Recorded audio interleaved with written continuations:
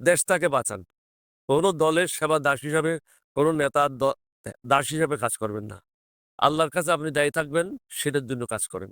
৪ ঘন্টা আগে যাকে বৈধতা দিতে পারল না, ঋণ খেলাপের জন্য, ট্যাক্স পেমেন্ট না করার জন্য, ৪ ঘন্টা পরে তাকে কিভাবে বৈধতা দিতে পারল? কারণ আপনি যদি পেমেন্টও করেন, এই পেমেন্ট তখন আপনি গ্রহণ করবেন। কিন্তু নির্বাচনের জন্য এটা প্রযোজ্য না। একজন প্রার্থীকে তার দেনা-পানা যা কিছু আছে সবকিছু পরিষ্কার করতে হবে মনোনয়নপত্র দাখিল করার আগে। কিন্তু এই ঘটনাগুলি দিব্যি ঘটছে। আমি এখানে নির্বাচন কমিশনের প্রধানকেও বলব, নির্বাচন কমিশনের সচিবকেও বলব এবং দুদকের চেয়ারম্যানের কাছে অনুরোধ করব। জীবন ২ টা না, জীবন একটাই। কাপুরুষের মতো জীবন কাটাইয়া লাভ নাই। কারো দাস হিসেবে কাজ করার কোনো অবকাশ নাই। দেশের মানুষের কাজ করেন, দেশকে এগিয়ে নেওয়ার জন্য কাজ করেন।